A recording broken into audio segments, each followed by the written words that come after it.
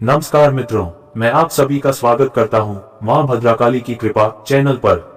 ये वह स्थान है जहां हम सच्ची श्रद्धा, विश्वास और मां भद्रकाली की अनुकंपा से तंत्र मंत्र, किया कराया जादू टोना, ऊपरी बाधा, भूत प्रेत और नकारात्मक शक्तियों से जुड़ी समस्याओं के समाधान बताने का प्रयास करते हैं।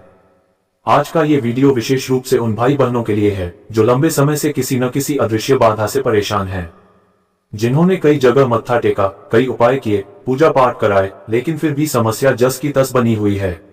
मित्रों, कई बार ऐसा होता है कि व्यक्ति समझ नहीं पाता कि उसके जीवन में अचानक से इतना भय, तनाव, बीमारी या नुकसान क्यों आने लगा। बिना कारण घर में कलह रहने लगती है, मन अशांत रहता है, रात को डर लगना, अजीब अजीब सपने आना या ये महसूस होना कि कोई अदृश्य शक्ति आसपास है।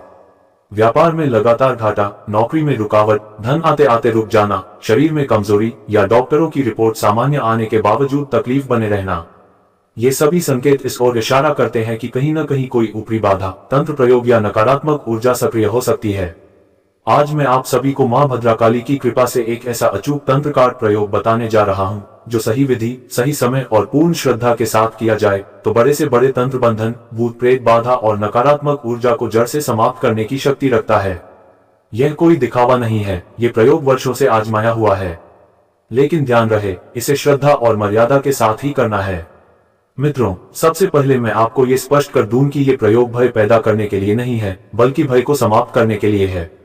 मां भद्रकाली शक्ति की देवी हैं, वे रक्षक हैं। जो भी साधक सच्चे मन से शरण में जाता है, मां उसकी रक्षा अवश्य करती हैं। अब आइए जानते हैं इस प्रयोग के लिए आवश्यक सामग्री। इस प्रयोग के लिए आपको बहुत अधिक सामग्री की आवश्यकता नहीं है।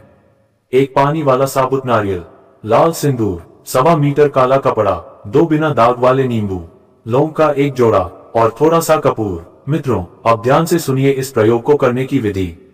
कृपया कोई भी बात छोड़े नहीं। ये प्रयोग केवल शनिवार या मंगलवार की रात को ही करें और समय रात 9 बजे के बाद का होना चाहिए, इससे पहले नहीं। सबसे पहले स्नान कर लें, साफ वस्त्र पहनें और मन को शांत करें। जिस स्थान पर आप प्रयोग करने जा रहे हैं, वहां थोड़ी देर मां भद्रकाली का ध्यान करें। आंखें बंद करके सच्चे मन से प्रार्थना करें। मन ही मन या धीमी आवाज में कहें, हे मां भद्रकाली, हे जगदम्बे, मेरे घर, मेरे शरीर और मेरे परिवार पर यदि किसी ने कोई तंत्र मंत्र, जादू टोना, भूत प्रेत या ऊपरी बाधा करवाई है तो कृपा करके उसे नष्ट करें और हमें अपनी शरण में लें। अब उस नारियल को लें और उस पर लाल सिंदूर से बीज मंत्र लिखें। यदि आप चाहें तो मां काली या मां भद्रकाली का नाम भी लिख सकते हैं। जिस व्यक्ति पर संकट है उसका ध्यान करते हुए ये कार्य करें। आप काले कपड़े को जमीन पर बिछाएं, उस पर नारियल रखें, उसके साथ नींबू, लौंग का जोड़ा और कपूर भी उसी कपड़े पर रख दें।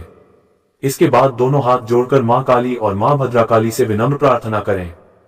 शब्द ऐसे हों, हे मां काली, हे मां भद्रकाली, मेरे घर पर, मेरे शरीर पर या मेरे परिवार पर जो भी किया कराया जादू टोना, तंत्र मंत्र, भूत प्रेत, मसान या नकारात्मक शक्ति है, कृपा करके उसे दूर करें।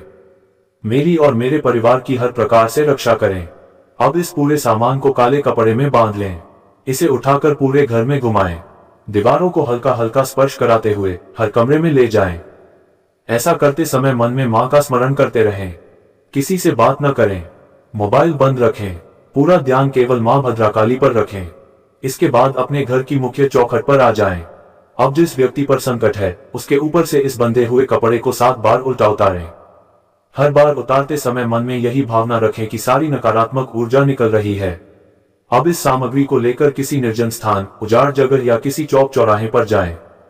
वहां इसे रख दें और बिना पीछे मुड़े सीधे अपने घर वापस आ जाएं।